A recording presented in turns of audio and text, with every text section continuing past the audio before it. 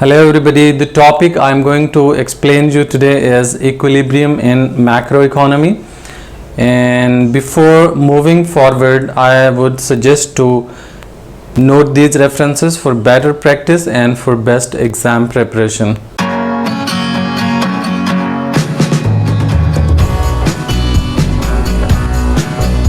I will also suggest you to copy all links given in description and paste them in your Word file for future reference. These links are arranged as per the syllabus. Now coming to the topic, the concept of equilibrium in macroeconomy. Equilibrium in macroeconomy is exactly used in the same context as we discussed in microeconomics. In microeconomics, we discussed that equilibrium takes place at a point where demand and supply meet each other. Same is the concept here, and in this scenario equilibrium takes place at a point where aggregate demand and aggregate supply meet each other. In macroeconomics, the difference between micro and macroeconomics is that in microeconomics we just consider the demand of individual consumers and supply of individual firms, but in macroeconomics what we do is we consider aggregate demand, the sum of the demand of all consumers, producers, investors and government as well as exporters in a country, in an economy. So equilibrium takes place at a point where aggregate demand and aggregate supply meet each other. We can draw a graph to show macroeconomic equilibrium. So equilibrium takes place at a point where aggregate demand is equal to aggregate supply, and graphically we can draw axis, show real GDP on X or output on X. This is origin point, and price level on y-axis. This is aggregate demand curve, which is negatively sloped, showing negative relationship between variable x and y, and this is aggregate supply curve. In macroeconomy, equilibrium takes place at point E where aggregate demand and aggregate supply meet each other. So equilibrium price level is P and real GDP is Y. In macroeconomics, equilibrium again keeps changing. It keeps changing due to changes in aggregate demand and supply. We can see this graphically. Let's suppose we have already this equilibrium, and now we are considering increase in aggregate demand. If there is increase in aggregate demand, then aggregate demand curve will shift to the right. So new aggregate demand curve is AD1, and new equilibrium takes place at point E1 where new real GDP or national output is Y1, which has increased, and price level is P1, which has also increased. So increase in aggregate demand leads to increase in general price level as well as real GDP of the country. Now you might be thinking that what may cause aggregate demand to shift to the right, and as a basic principle and basic formula we know that aggregate demand has multiple components which include C plus I plus G plus X minus M. C stands for consumption, I for investment, G for government expenditure, X minus M is net exports. X stands for exports and M stands for imports. So net exports is X minus M. So if there is rise in consumption, investment, government expenditure or net exports, they will result in increase in aggregate demand. And if there is net positive change in all of these components collectively, then again aggregate demand will shift to the right. Now coming to the fall in aggregate demand, if there is fall in aggregate demand curve shifts to the left. So new aggregate demand curve is AD2, and new equilibrium will take place at E2 where price level and real GDP both will fall.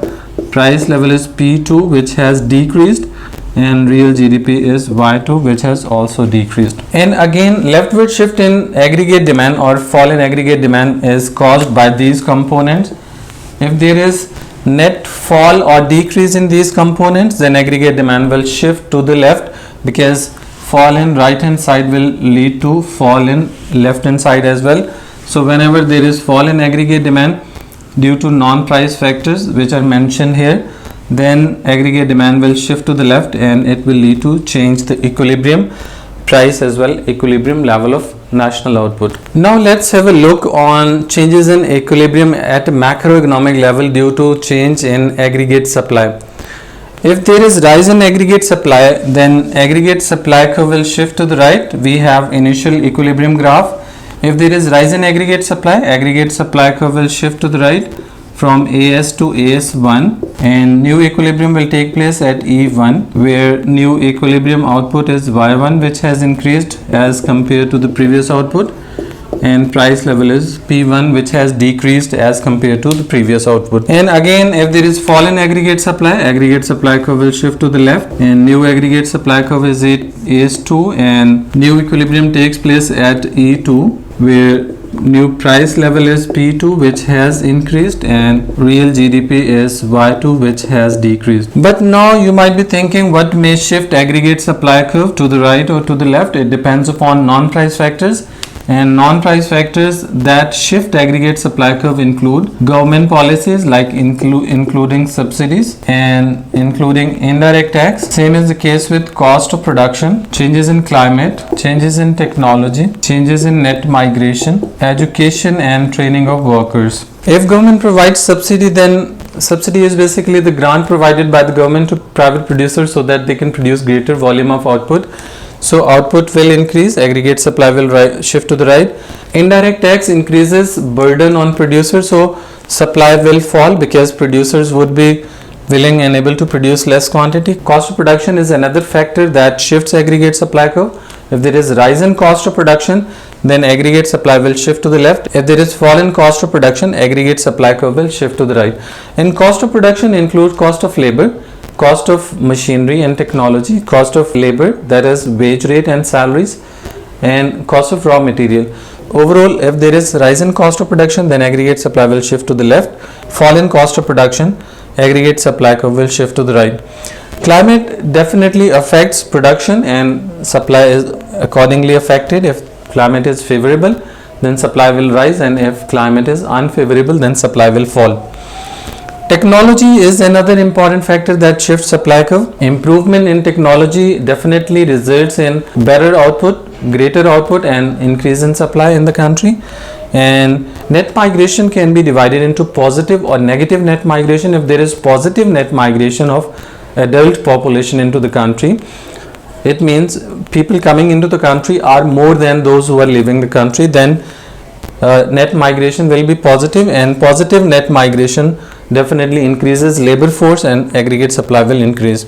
And negative net migration has totally opposite impact. Education and training of workers is another factor, and education and training of workers definitely improves productivity of workforce.